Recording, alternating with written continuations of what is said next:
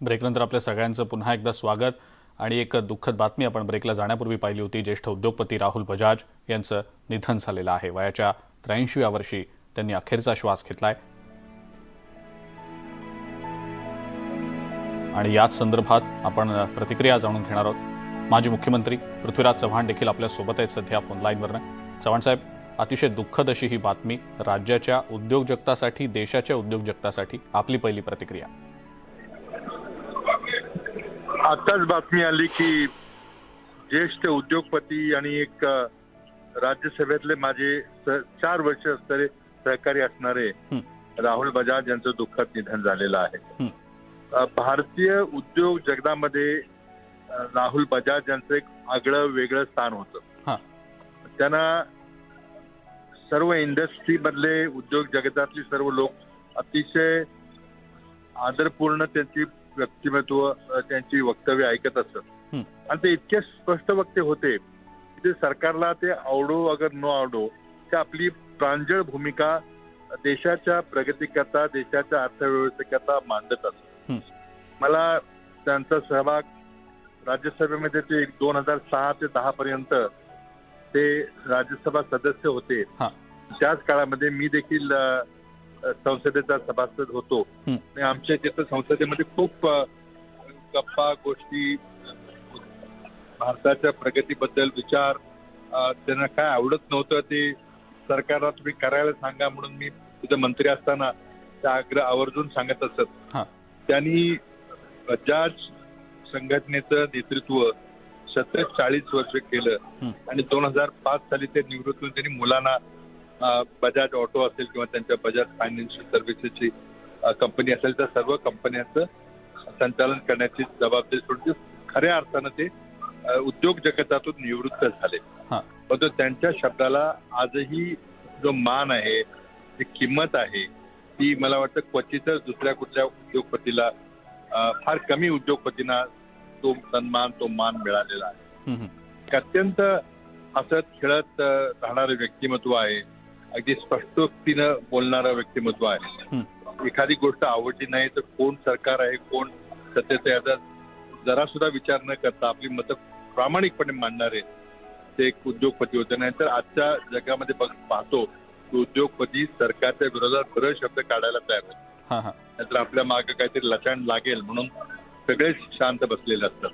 परंतु राहुल बजाज त्याने अशी मोठी स्वातंत्र्य योद्ध्या लढ्यापासूनची परंपरा आहे। ती जमनालाल बजाज यांचे नातू होते। विदर्भातल्या वर्ध्यातून त्यांची कुटुंबाला सुरुवात झाली, पण ते खरे जागतिक नेतृत्व होतं। CII त्यांना एक मोस्ट इम्पॉर्टंट इंडस्ट्रियलिस्ट असं लाईफ टाईम अचिव्हमेंटचं बक्षीस देखील दिलं होतं। त्यांना पद्मभूषण सरकारनं दिलं होतं। अत्यंत महाराष्ट्रातला आणि पुण्याकरता, आणि विशेषतः पुण्याकरता आणि महाराष्ट्र आणि देशाच्या उद्योग जगताकरता फार मोठा एक ज्येष्ठ आवाज आज आपल्यापासून निघून गेलेला आहे। मी त्यांना माझ्या वतीनं आदरपूर्ण श्रद्धांजली वाहतो। बिलकुल चव्हाण साहेब, खूप खूप धन्यवाद। आपण न्यूज 18 लोकमतशी बोललात आणि आपली प्रतिक्रिया दिली त्याबद्दल। आपल्यासोबत राष्ट्रवादी काँग्रेसच्या खासदार सुप्रियाताई सुळे देखील आहेत सध्या फोन लाईनवर। सुप्रियाताई, एक अतिशय दुःखद ही बातमी राज्याच्या, देशाच्या उद्योग जगतासाठी समोर येते। राहुल बजाज यांचं निधन झालेलं आहे, आपली पहिली प्रतिक्रिया। अर्थातच माझे ताऊजी गेले। आम्ही म्हणजे माझ्या जन्मापासून त्यांची आणि माझ्या वडिलांची खूप जवळची मैत्री एक, आणि दुसरं ते माझ्या वडिलांपेक्षा मोठे असल्यामुळे त्यांच्या समाजात किंवा त्यांच्या भाषेत ताऊजी म्हणजे वडिलांचा मोठा भाऊ।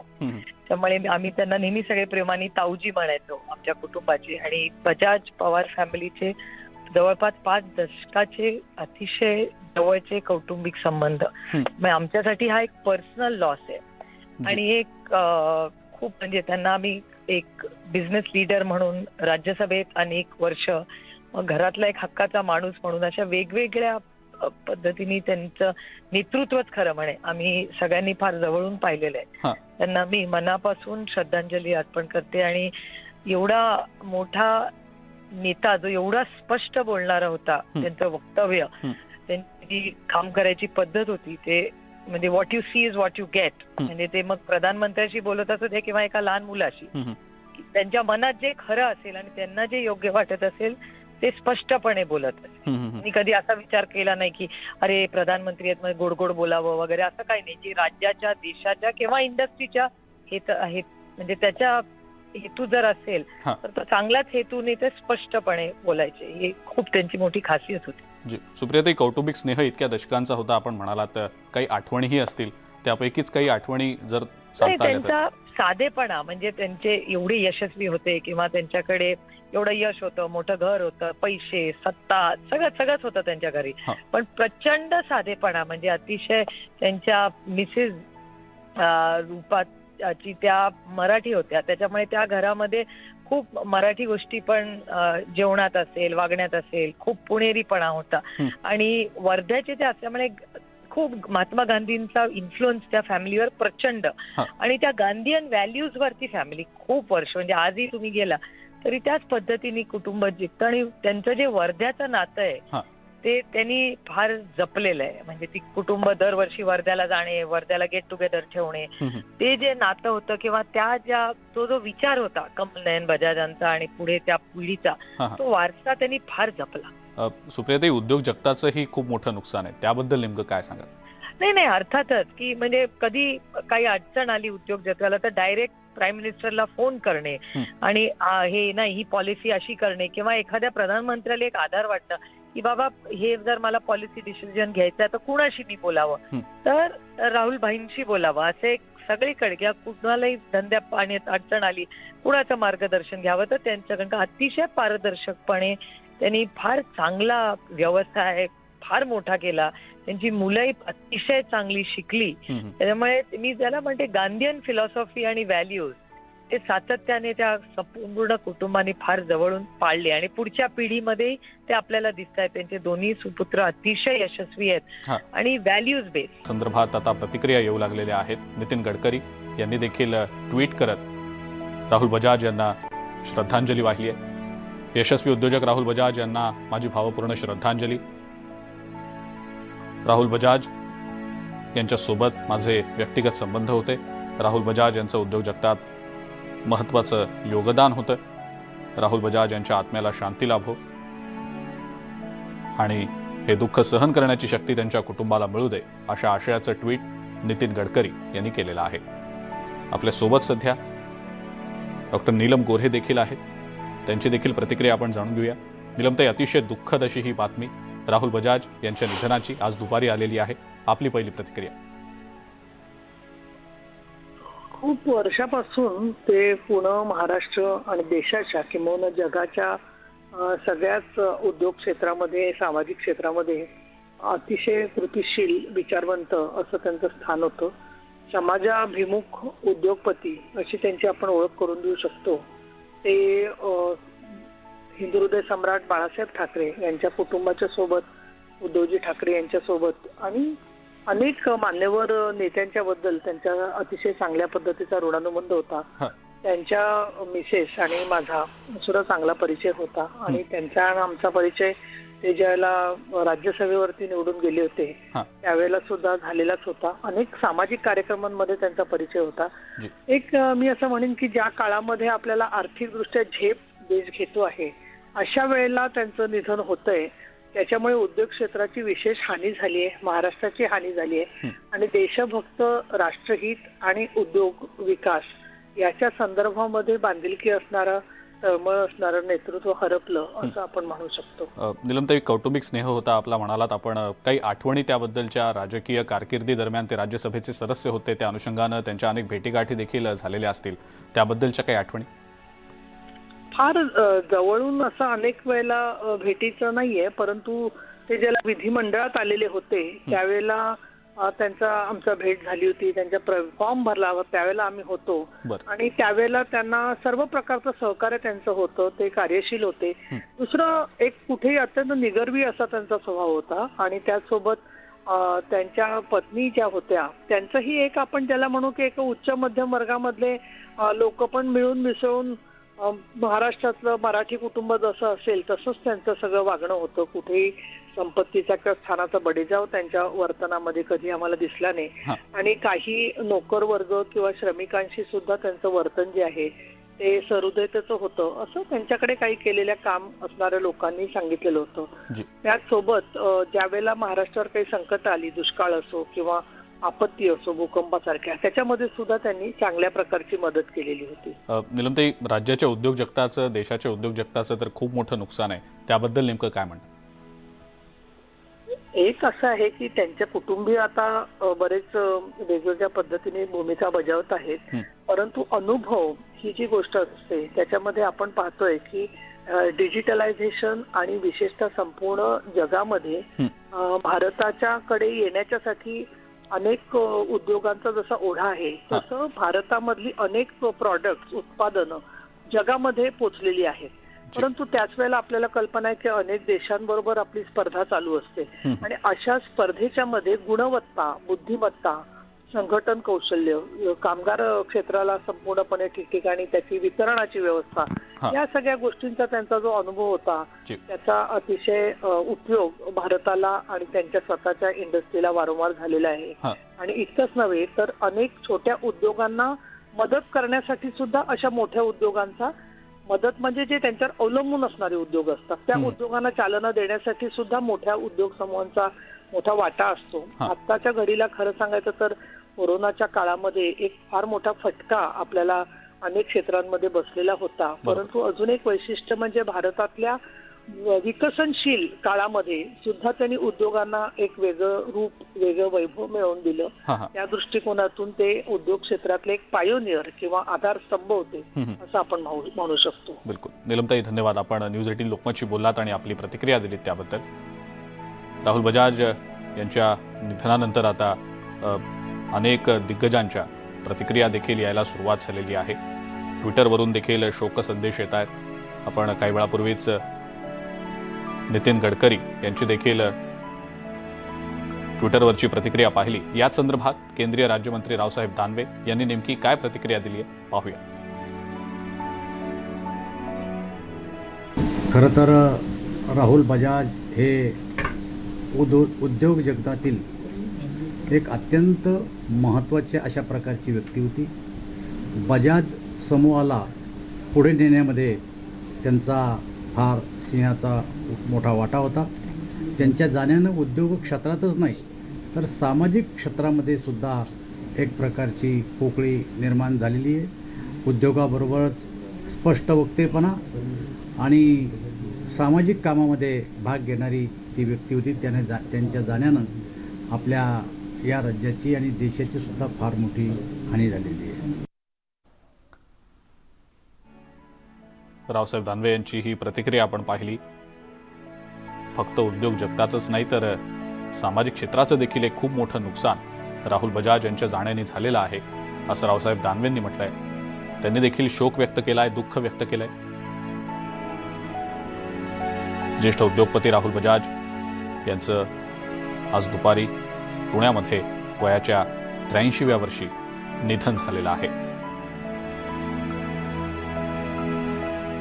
चंद्रकांत फुंदे आपले प्रतिनिधी आपल्या सोबत आहेत सध्या. त्यांच्याकडनं या सगळ्या संदर्भातली अपडेट आपण जाणून घेऊया. चंद्रकांत, राहुल बजाज यांचं आज दुपारी निधन झालंय आणि अनेक दिग्गजांच्या प्रतिक्रिया येत आहेत, शोक संदेश येत आहेत. राज्याच्याच उद्योग जगताचं नाही तर संपूर्ण देशाचंच हे खूप मोठं नुकसान आहे. चंद्रकांत, काय सांगाल या सगळ्याबद्दल? खरंच नाही, राहुल बजाज हे उद्योग जगतातलं एक पर्व म्हटलं तर वावगं ठरणार नाही. कारण स्वातंत्र्यपूर्व काळापासून म्हणजे गांधीजींचा खूप मोठा त्यांच्यावर प्रभाव होता. गांधीजींचं सांगण्यावरूनच ते खरं तर एक क्षेत्रात सगळं त्यांनी त्यांचं काम केलं. फक्त उद्योग व्यवसायात नाही तर सामाजिक क्षेत्रातही त्यांचं खूप मोठं काम होतं. ही त्यांची ही झाली व्यावसायिक बाजू. पण सगळ्यात महत्त्वाचं राहुल बजाजचं वैशिष्ट्य सांगणं स्पष्ट वक्तेपणा. अगदी ते पंतप्रधान मोदींनाही खडे बोल सुनायला कधी मागे पुढे पाहायचे नाहीत. मध्यंतरी त्यांचा एक व्हिडिओ पण व्हायरल झाला होता. असे ते राहुल बजाज म्हणजे सगळ्याच उद्योग क्षेत्रात आहे पण सामाजिक क्षेत्र, राजकीय क्षेत्र सगळीकडे त्यांची उठबस होती.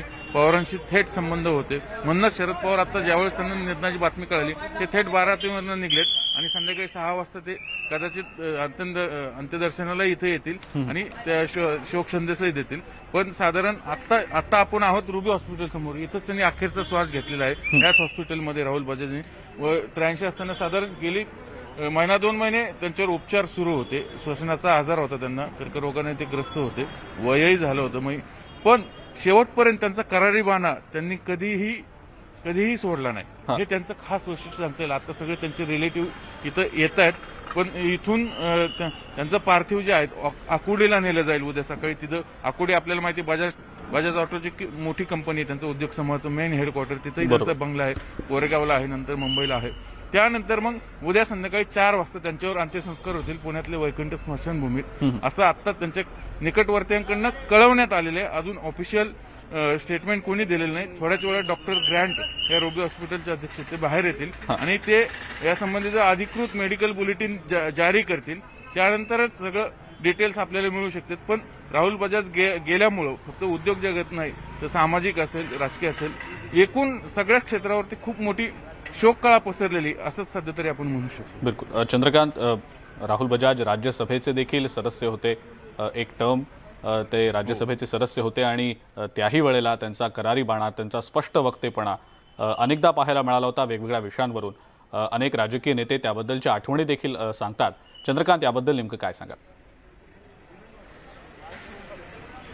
राहुल बजाजचं वैशिष्ट्य आहे ते त्यांच्या काळात अख्ख्या उद्योग जगताला ड्राईव्ह करायचे, एक दिशा द्यायची की आपण कुठल्या दिशेने गेलं पाहिजे. म्हणजे जनरली उद्योग जगत म्हटलं की फक्त पैसा कमवणे, नफा कमवणे. राहुल बजाजजींचं तसं नव्हतं. व्यवसाय करतानाच सामाजिक बांधिलकी कशी जपली जाईल, देशाचा विकास. मी तर म्हणतो खऱ्या अर्थाने आता जे राष्ट्रभक्ती, देशभक्तीचं जे आहे ना, पण मी तर म्हणे खरे देशभक्त, खरे राष्ट्रप्रेमी कोण होते तर राहुल बजाज होते. त्या काळात गांधीजींच्या काळापासूनचे त्यांच्यावर गांधीजींच्या विचारांचा खूप मोठा पगडा होता. बरोबर. खूप मोठा प्रभाव होता.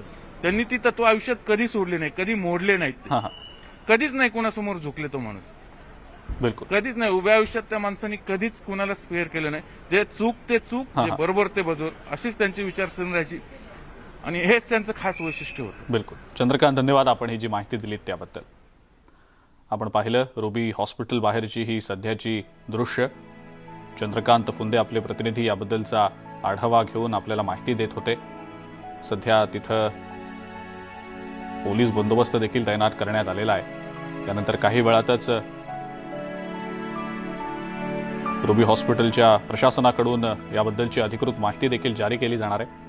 विधानसभेचे विरोधी पक्षनेते देवेंद्र फडणवीस यांनी देखील या संदर्भात प्रतिक्रिया दिलेली आहे. पाहूया. मला असं वाटतं की ही अतिशय दुःखद बाब आहे.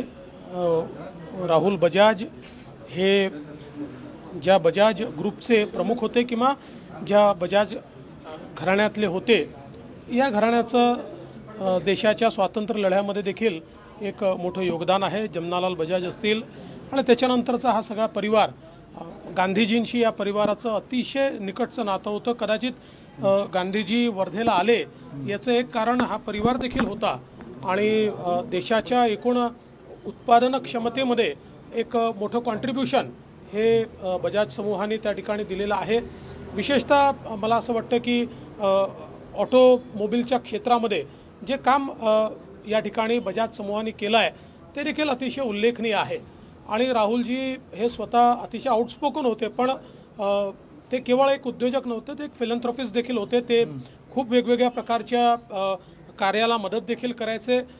त्यांचे कॉलेजेस असतील किंवा त्यांच्या संस्था असतील, या सगळ्या संस्था अतिशय चांगल्या प्रकारचं काम त्या ठिकाणी करतात आणि व्यावसायिक दृष्टिकोन न ठेवता खऱ्या अर्थानं या सगळ्या संस्था त्या ठिकाणी काम करताना आपल्याला पाहायला मिळतात. त्यामुळे समाजाबद्दल कणव असलेलं, आणि मला आठवतं की ते राज्यसभेवर देखील महाराष्ट्रातनं गेले होते आणि त्यावेळेस आम्ही देखील त्यांना समर्थन दिलं होतं, बीजेपीने समर्थन दिलं होतं आणि बऱ्याच त्यांच्याशी त्यावेळेसही भेटण्याचा मला संधी मिळाली. आणि त्याच्या व्यतिरिक्त माझे स्वतःचे व्यक्तिगत संबंधही त्यांच्याशी होते आणि बरेचदा त्यांच्याशी माझी चर्चा देखील व्हायची. त्यामुळे मला असं वाटतं की अशा प्रकारचं एक व्यक्ती आमच्यातनं जाणं हे केवळ औद्योगिक जगताकरता नाही तर एकूणच महाराष्ट्राकरता किंवा देशाकरता एक वेगळ्या प्रकारची हानी आहे. मी ईश्वराला प्रार्थना करतो की ईश्वराने त्यांना सद्गती द्यावी आणि मी त्यांना श्रद्धांजली अर्पण करतो. एका ब्रेकसाठी आपण थांबूया. बघत रहा न्यूज 18 लोकमत.